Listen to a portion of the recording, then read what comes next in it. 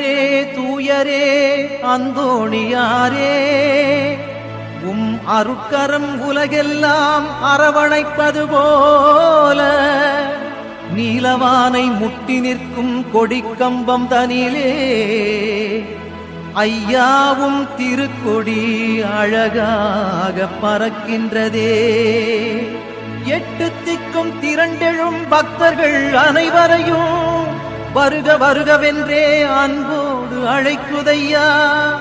புனிதரின் திருக்கொடியே வாழ்க, நலம் தரும் ஜீவனதியே நீ